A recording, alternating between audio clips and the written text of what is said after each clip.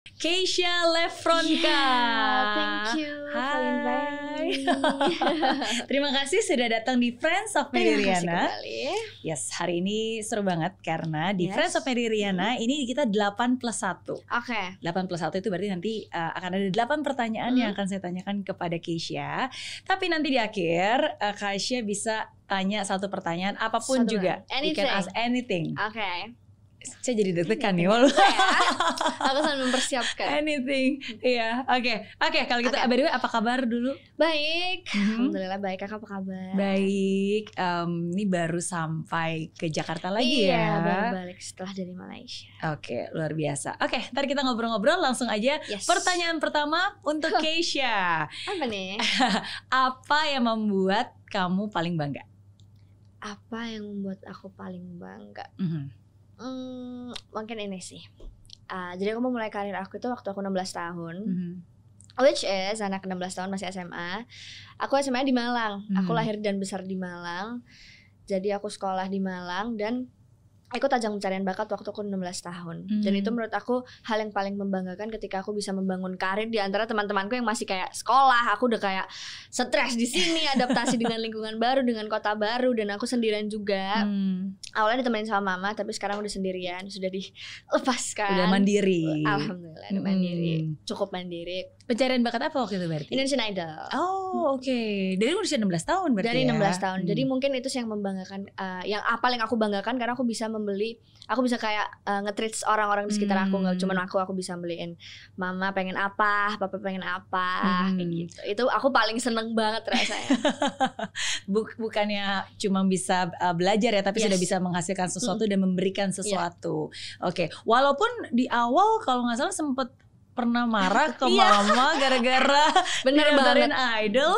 Bener gak sih? Jadi waktu itu aku tuh ditawarin, aku panggilnya Menik di rumah.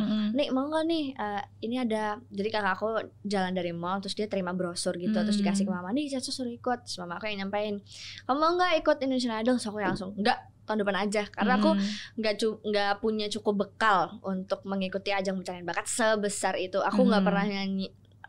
Aku cuma penyanyi kamar mandi aja yang suka aja, yang nggak berpikir akan menjadi seorang penyanyi profesional, apalagi di usia segini. Nggak pernah belajar otodidak juga kan? Dari situ aku langsung kayak, nggak deh, tahun depan aja kalau mau, kita bisa les dulu, bisa mempersiapkan dulu, biar nggak kaget gitu kan, tiba-tiba ikut panggung pertama Indonesian Idol. Terus akhirnya mama aku daftarin diem-diem pakai paspor. Karena aku 16 tahun kan belum ada KTP. Kartu pelajar aku bawa sekolah dong. Mama daftarin pakai paspor.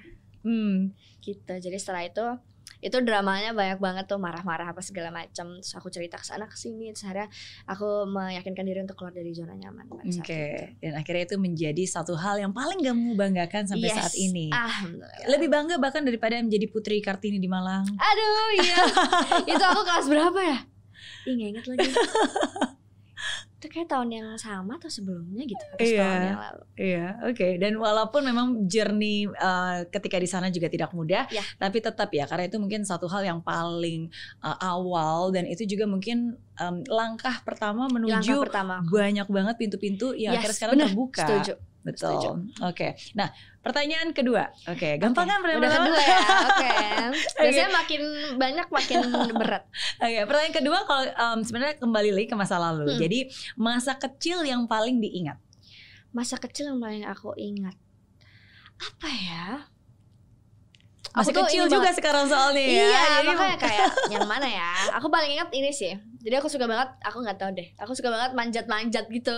Aku kalau ada aku sering banget kalau ke rumah nenek aku.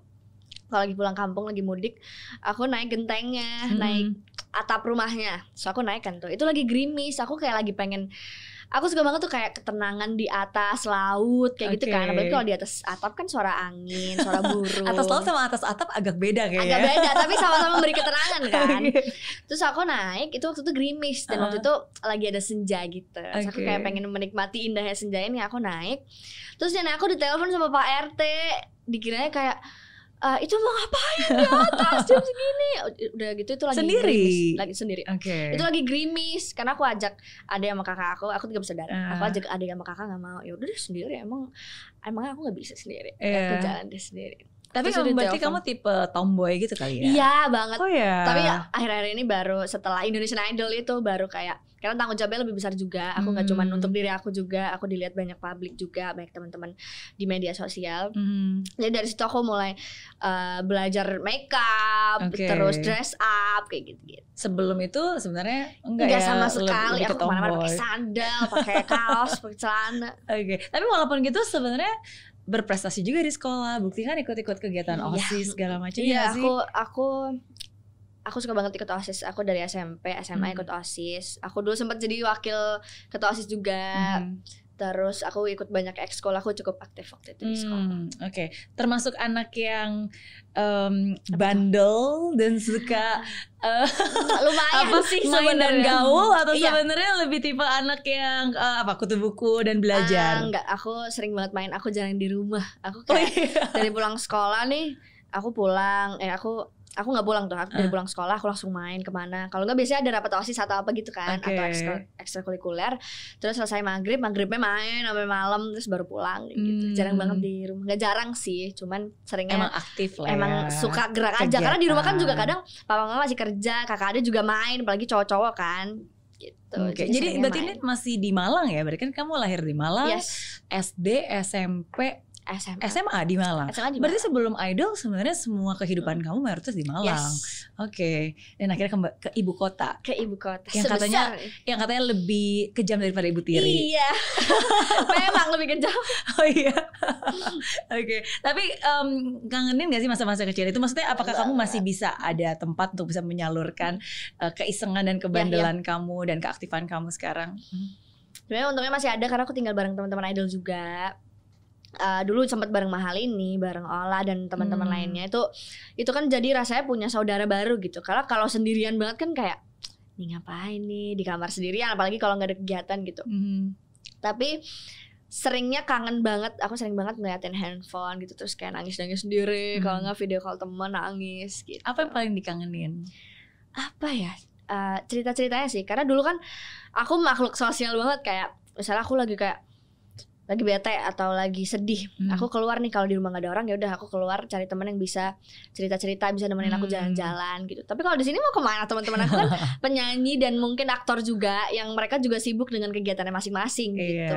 Itu sih yang paling aku kangenin.